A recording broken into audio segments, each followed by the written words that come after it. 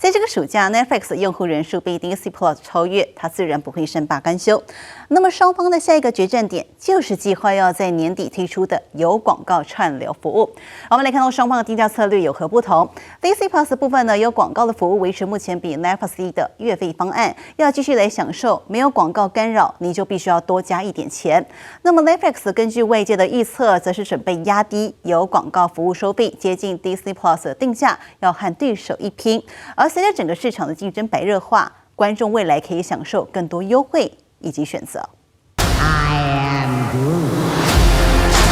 经济工队的格鲁特以主角之姿推出独立作品，超萌模样融化影迷的心。Who's your best friend? Nikki. Spandex. Spandex is your best friend. 拥有超能力的律师女浩克，还有多位漫威宇宙角色回归，一系列漫威影集全都在串流平台 Disney Plus 独家播出。不只有漫威 HBO 国家地理子品牌既有的观众基础挹注，连哈日哈韩族也不放过。그럼 곧 만나요. 어디서? 어디? 디즈니 플러스에서. 积极发展海外原创内容，让 Disney Plus 订阅用户数以超出预期的速度飞快增加。加上旗下串流服务 Hulu 还有 ESPN Plus， 全球总用户数已经超越老大哥 Netflix， 成为影音串流市场霸主。迪士尼执行长相当看好前景。We believe that whether it's international growth, domestic growth, with ads, without ads, across the board, we're going to see growth. So we're pretty bullish. 疫后解封，民众开始外出看电影，市场一度看空串流服务。Disney Plus 打破市场已经饱和的传言，订户数持续成长，对迪士尼来说正是涨价的好时机。下一步把重点从增加用户转向增加利润。原本以月费不到$8低价抢市 ，Disney Plus 登上龙头后宣布涨价40%，同时推出广告支援版，无广告版本定价直接超过 Netflix 的$9.99。Strategically, it makes perfect sense. The timing is not great. I think we're going to see when they introduce this just how price sensitive these streaming services are.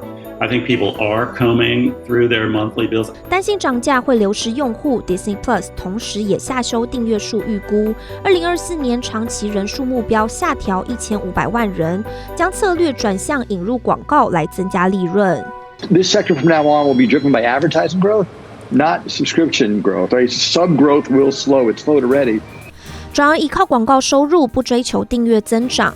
Disney Plus 推出广告版，并不是空穴来风，因为自家另一个串流服务 Hulu 有2/3的使用者愿意接受广告来享有更便宜的方案，除非选择价格更高的无广告版本，否则 Disney Plus 会将现有用户自动转换成广告收视户。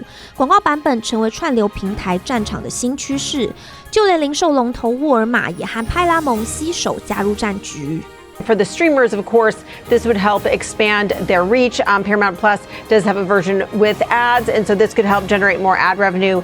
各大串流平台竞争激烈，沃尔玛和派拉蒙影业合作，免费提供会员带广告的串流媒体服务。串流商业模式从订阅走向广告，是内容供应多元化之下的必然发展。随着民众对品牌的忠诚度逐渐下降，单靠月费已经难以维持收入，业者必须仰赖广告带进营收。Netflix 2020年注册6个月还没有退订，仍是订阅者比例71%，2021年下降到62%，2022年只剩下50%多。I don't think I'm gonna quit it. I think I'm just gonna add on because I watch like from Hulu, I watch some shows from Netflix. I guess now I'll just watch some shows from Disney too. Netflix 串流霸主宝座被 Disney Plus 抢走，势必设法要扳回一城。未来两强竞争势必会更加白热化。下个决战点不只在内容，也考验着传统广告业务能力。广告版本串流服务将成为所有平台业者今年的期末考。经新闻张元翁李琦报道。好，再看看呢，现在整个影音串流的市场霸主换人当 ，Disney Plus 的全球用户数已经超越了 Netflix， 登上了市场龙头之后，他们宣布要涨价40%，但是也增加内容。原本以月费不到$8来低价抢市，那么到年底，也就是12月起呢，这个原价改成是广告支援的版本，你要看没有广告的，多付一点钱了，你要加价$3，大约台币90元。而 Disney Plus 呢，它最近有哪一些独播剧呢？我们就看看了，其实呢有这个受欢迎的漫威角色影集《格鲁特》，还有这个惊奇少女以及实境节目《友情旅行》。集，当然是由韩星大咖 BTS 成员 V 朴叙俊等合体来出演，成功的掀起话题。那么串流的强劲对手 Netflix 的部分呢，它目前的月费是$9.99美元。那么最近有哪一些夯片呢？最夯的就是这出韩剧了，《非常律师禹英禑》，现在呢红得不得了，以及原创以及纸盒子的韩国版本，同时还有最后这个是漫画改编剧《睡魔》，最近在上面的讨论度也非常的高。但是说到整个串流影音市场的竞争很激烈，尤其在通膨严重加上整个疫后解封，大家出门了，电影院的人潮回流，串流平台的订阅户成长速度也放缓了。从2022的第2季来关注，在整个北美国家各大串流平台的用户成长数，我们先关注呢，这是由电影发行商派拉蒙推出的影音串流服务增加最多，它增加的用户数来到了280万。那么再也是 Disney Plus 的部分呢，是微幅增加了10万人。那原本的串流霸主 Netflix 很明显，你看到大多增加的，它是倒退的，它退订的人数呢，则是大幅的衰退，而且光单一季在北美国家就有130万人退订 Netflix， 所以就知道呢，这个过去的龙头已经换人当了。那么现在看得出来，迪士尼野心勃勃，因为它的 Disney Plus 不只提供影音串流，还预备延伸到了买东西、零售、购物的服务。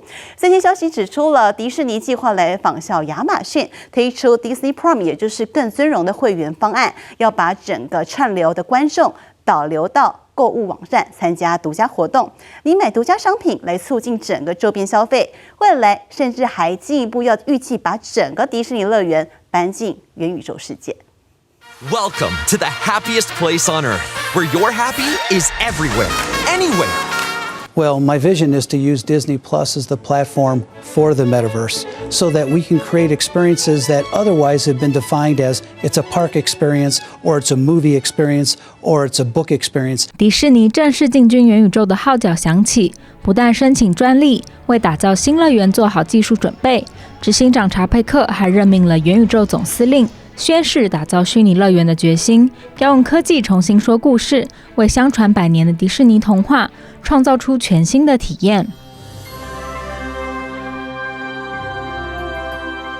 在迪士尼自己的元宇宙问世前， Minecraft 为了庆祝迪士尼乐园开幕50周年，已经先为它打造出方块版的魔法王国，让大小朋友都可以在虚拟世界里和经典角色一起玩耍，体验刺激的云霄飞车。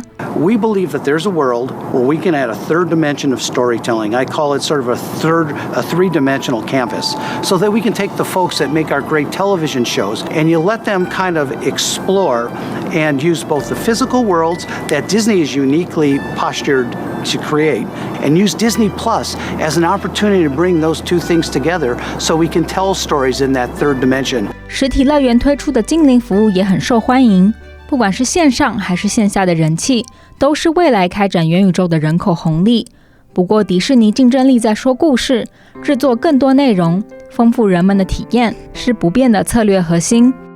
迪士尼创办人华特·迪士尼曾说，只要想象力还存在于这个世界，迪士尼乐园就永远不会完工。随着元宇宙科技发展，迪士尼乐园将有浩瀚无垠的发展空间。镜新闻7姚旭凡报道。